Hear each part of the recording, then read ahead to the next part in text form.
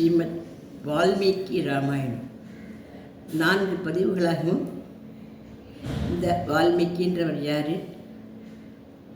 ராமாயணம்ன்றது என்ன, பிள்ளையார்ப்பாவுடைய தியான ஸ்லோகங்கள், ராமாயணத்தினுடைய தியான ஸ்லோகங்கள் எல்லாம் படித்தோம்.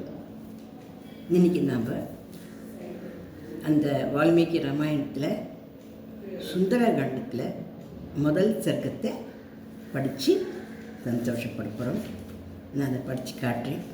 இந்த சுந்தரகாண்டம் படிக்கிறதுனால சகல விதமான சந்தோஷங்கள் நமக்கு ஏற்படும், சகல விதமான தோஷங்களை நீங்கும், சகல விதமான மகிழ்ச்சிகளும் நம்மளை அடையும்.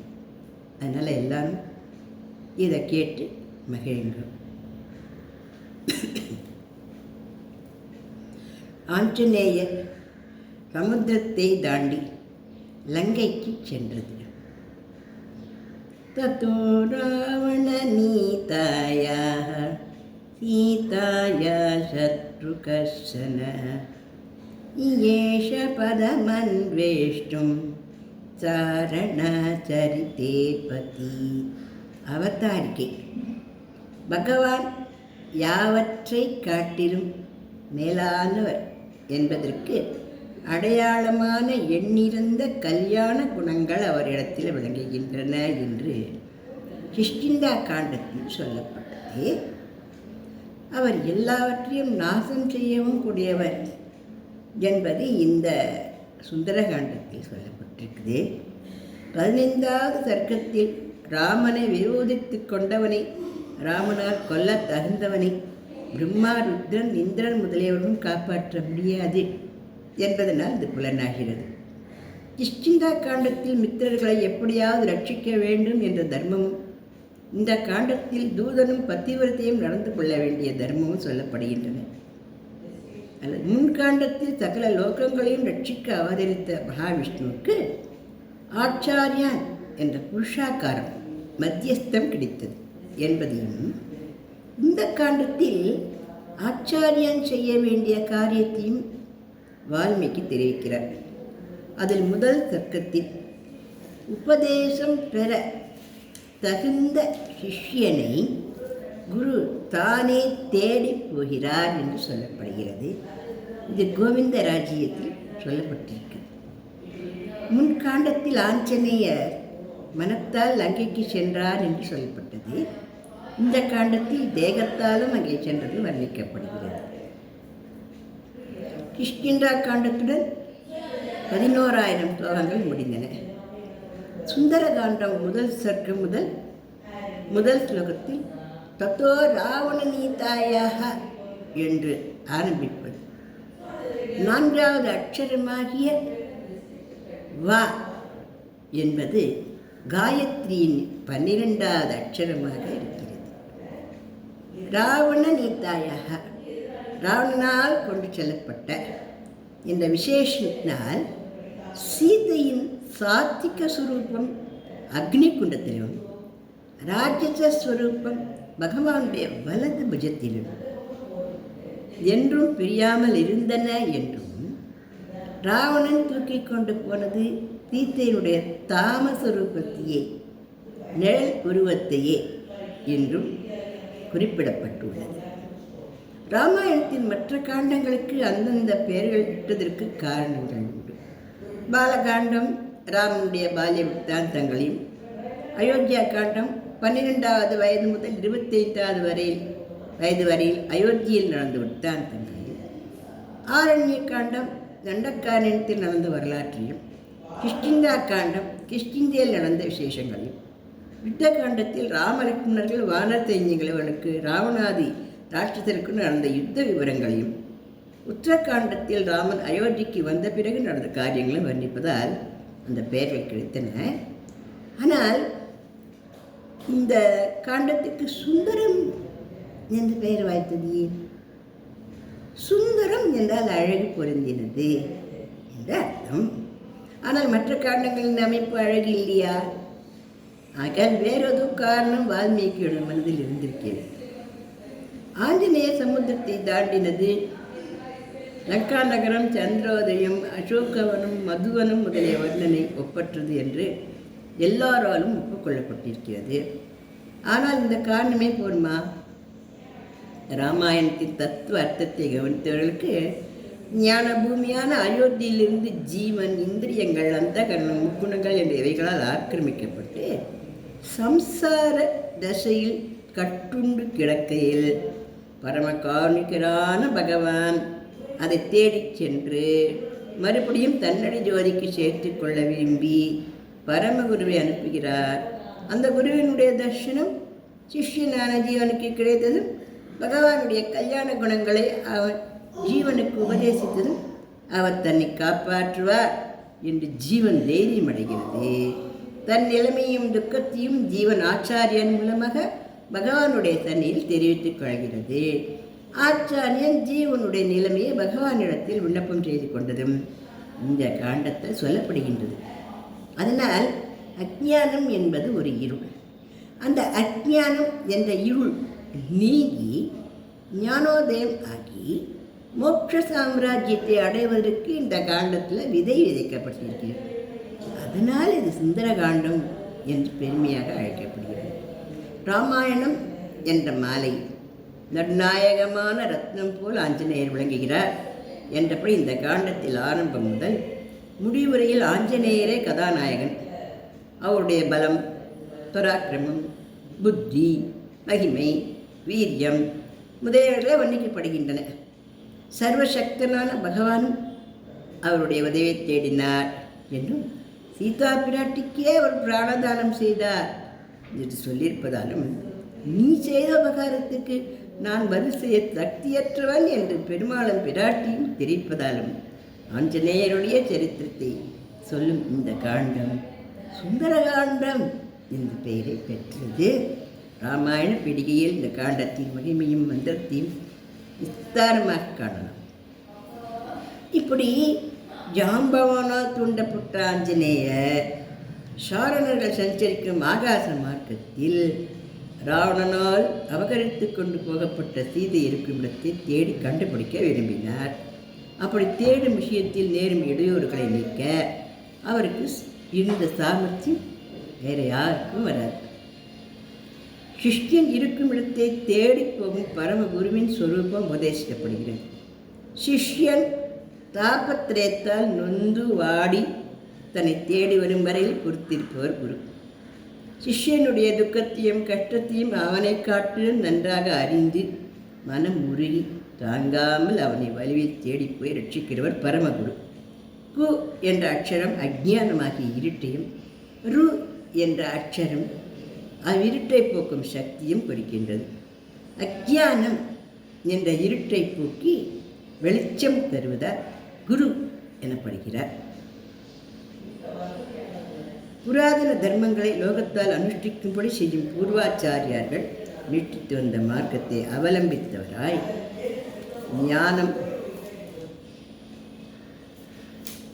ஞானத்துக்கு விரோதமான புத்தியை கொடுக்கும் அவிவேகத்தால் வசப்படுத்தப்பட்டு அனாதியாய் பகவானுக்கு பரதந்திரனான ஜீவன் இருக்கும் சம்சார மண்டலத்தை தேடிச் சென்றார். சீதை என்ற சப்தத்தால் ஸ்திரீ புருஷ சம்பந்தமில்லாமல் உண்டானது என்றும் ஸ்ரீலிங்கத்தால் பரதந்திரமான சுபாவத்தை உடையதென்றும் தெரிவிக்கின்றது.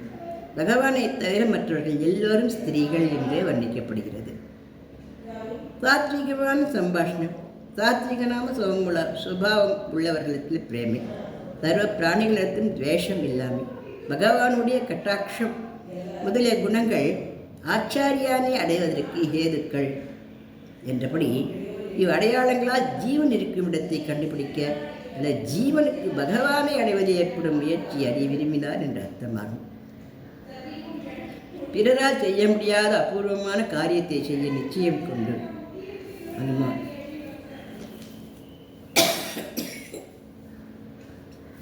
உயர்ந்த தலையும் கழுத்தையும் உடையவராய் பசு கூட்டங்களுக்கு தலைவனான காளையைப் போல விளங்கினார்.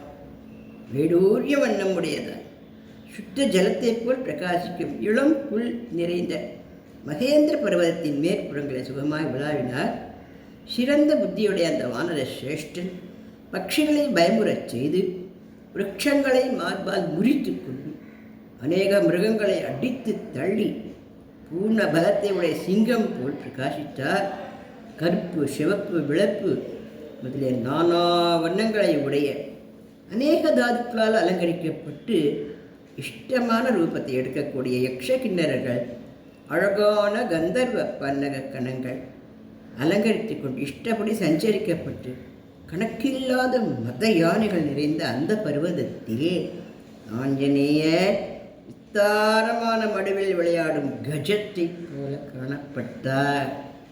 பின்பு தனக்கு ஆச்சாரியான சூரிய பகவானுக்கும் தான் கற்ற ஐந்திர வியாக்கரணத்தை செய்த மகேந்திரனுக்கும் தன் பிதாவான வாயு பகவானுக்கும் தனக்கு அபூர்வமான வரங்களை அளித்த பிரம்மதேவருக்கும் தேவயோனியில் பிறந்த பூதகணங்களுக்கும் கைகூப்பி வந்தனம் செய்து புறப்பட நிச்சயித்தார்.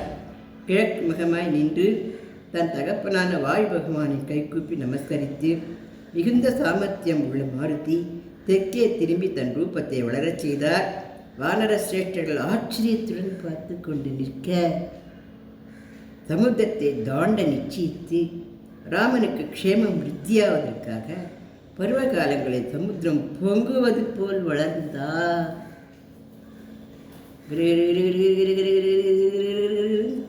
பெருசா வளரு ஆஞ்சநேயர் அளவற்ற சரீரத்தை உடையவராய் கடலை கடக்க விரும்பி கைகளாலும் கால்களாலும் அந்த மலையை அழுத்தினார். அப்போது அந்த மலை ஒரு முகூர்த்த காலம் கிடுகிடு கிடுகிடு கிடுகிடு கிடுகிடு கிடுகிடு என்று நடங்கிற்று. அதில் உள்ள மரங்களிலிருந்து புஷ்பங்கள் பூமியில் சொரிந்தன.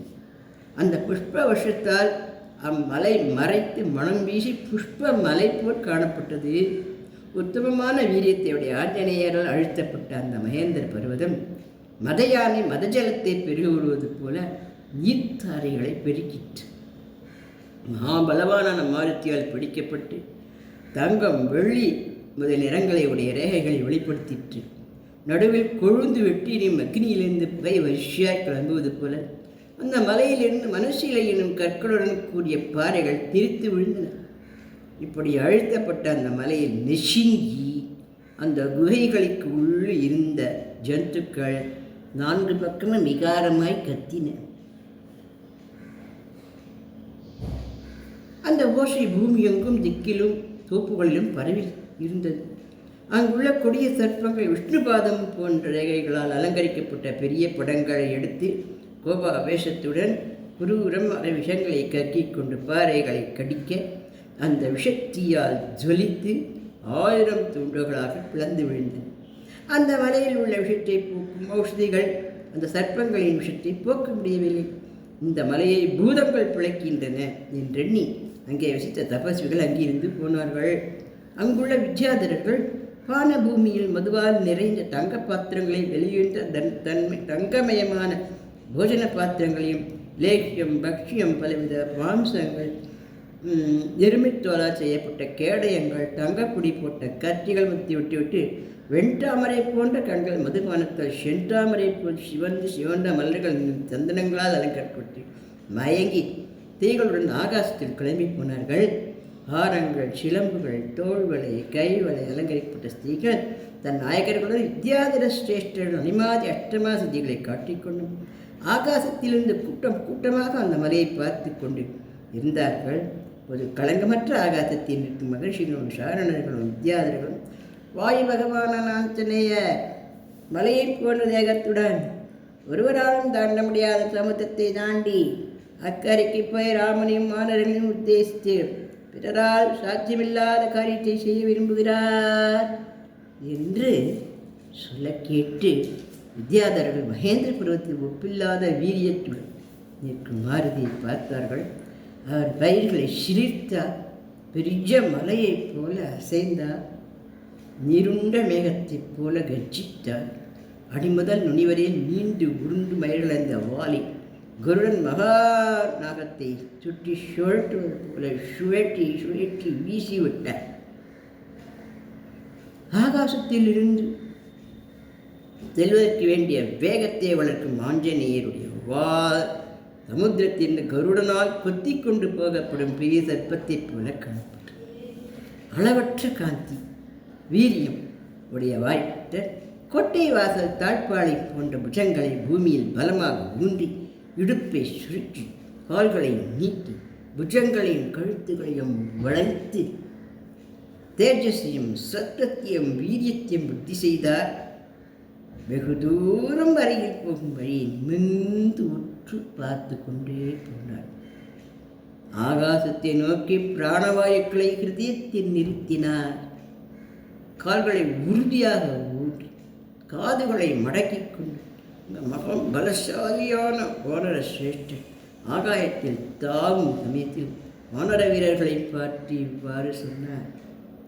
வாயுவே நம்முள்ள ராமபானம் தடையில்லாமல் எப்படி போகுமோ அப்படி ராவணனால் ஆளப்பட்ட லங்கைக்கு போவேன். அங்கே ஜானகியை காணாவிட்டால் அந்த வேகத்துடன் தேவலோகத்துக்கு போவேன். அங்கேயும் காணாவிட்டால் கொஞ்சம் கூட சிரமம் இல்லாமல் ராட்சசராஜனான ராவணனை கட்டி பிடித்து கொண்டு வருவேன். உத்தேசித்த காரியத்தை எப்படியாவது முடித்துக்கொண்டு சீத்தையுடன் திரும்பி வருவேன். அல்லது ராவணனுடைய இலங்கையும் தேருடன் பெயர்த்து இங்கே கொண்டு வந்து விடுவேன் என்றவனுக்கு தைரியம் சொல்லி கவலை எல்லாம் அதிவேகமாக ஆகாசத்தில் கிளம்பி தன்னை பட்சிராஜனான கருடனுக்கு சமமாக எண்ணி என்று கிளம்பினான். அப்பொழுது அந்த வேகத்தால் மலையுள்ள மரங்கள் யாவும் இலையுடனும் நாற்புறங்களிலும் கூடவே எழும்பி கிளம்பி மதம் கொண்ட நாரைகளுடன் மலர்ந்த புஷ்பங்களால் விளங்கும் அந்த மரங்களை தன் தொடையின் வேகத்தால் இழுத்து கொண்டு ஆகாசத்தில் போனார். நெடுந்தூரம் பயணம் போகும் தன்னுடைய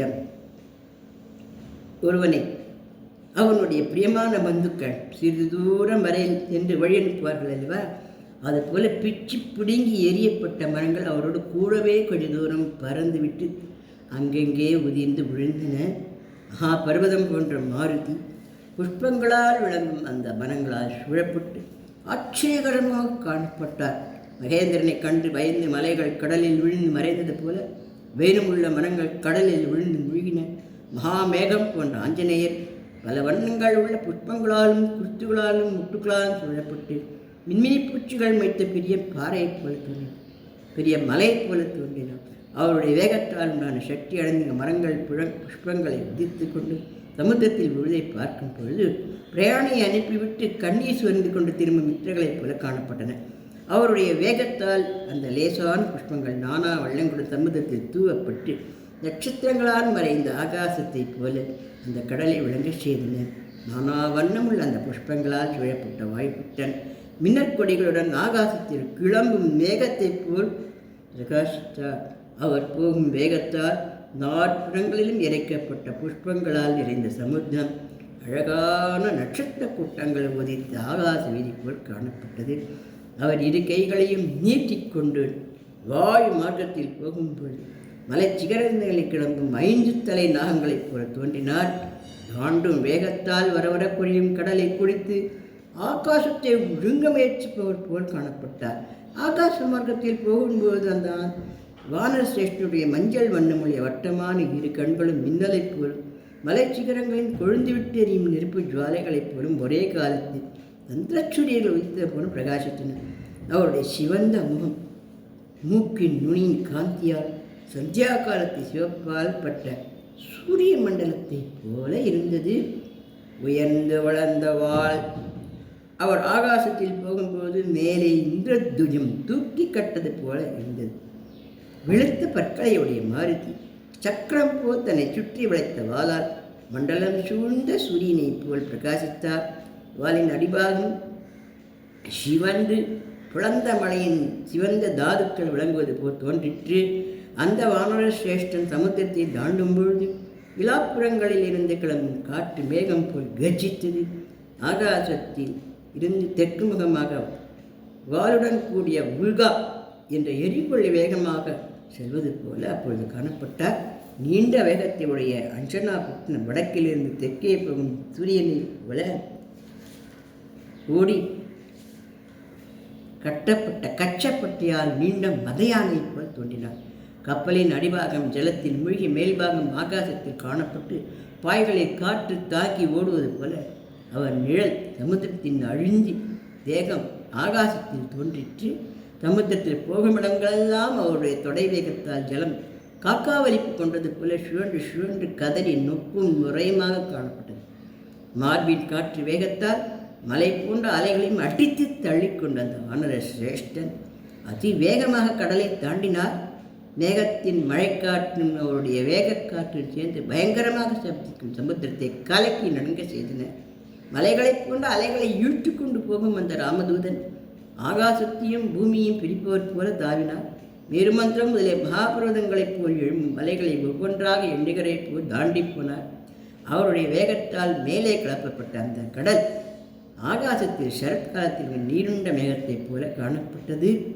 மனிதர்கள் உடுக்கும் வஸ்திரங்களை அவிழ்த்திருந்தால் அவருடைய தேகம் காணப்படுவது போல சமுத்திரத்தில் வாழும் திமிங்கலம், முதலி, மீன், ஆமை, ஜந்துக்கள் தங்களை முடிந்த ஜலம் நேர எழும்பி போனதால் உள்ளே இருந்து வெளியே வந்து காணப்பட்டன.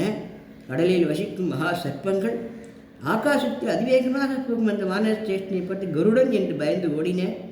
10 யோஜனை அகலமும் 30 யோஜனை அகலமும் உள்ள அவருடைய நிழல் அந்த சமுத்திரத்தின் ஜலத்தில் அழகாக விளங்கிற்று. காலையில் புறப்பட்டு சூரிய அஸ்தமனத்திற்கு ஒரு முகூர்த்தத்துக்கு முந்தைய அக்கறை போயிருக்க வேண்டும். அந்த நிழல் சமுத்திரத்தில் அவள் தொடர்ந்து செல்லும்பொழுது விழுத்த கூட்டங்களைப் போல காணப்பட்டது. யாதொரு பற்றமில்லாத வாயு மார்க்கத்தில் அந்த மகா தேஜஸ்வி பெரிய சரீரத்துடன் போகும்பொழுது ரக்கைகளுடைய மை ஆகாசத்தில் பறப்பது போல இருந்தது. வேகத்தால் அவர் போகும் வழியில் சமுத்திர ஜலம் பெரிய மலையைப் போல் சேர்க்கப்பட்டு நின்றது. பட்சிகள் பறக்கும் ஆகாசத்தில் பக்ஷிராஜனை போல் வாயு பகவான் மேகக்கட்டங்களை அடித்துக்கொண்டு செல்வது போல் அனுமான் அதிவேகமாக போனார். அந்த மேகங்கள் வெளுப்பு, சிவப்பு, நீலம், பச்சை, மஞ்சள் வண்ணங்கள் அதி விசித்திரமாக தெரிந்தன. மேகக்கூட்டங்களுக்கு நடுவில் அடிக்கடி புகுந்து வெளிப்படும் பொழுது அவர் சந்திரனைப் போல தோன்றினார். இதன் அடுத்த பகுதியை அடுத்த பதிவில் கொடுக்கிறேன். அருள் மனம் கமழ்வது ராமாயணம்.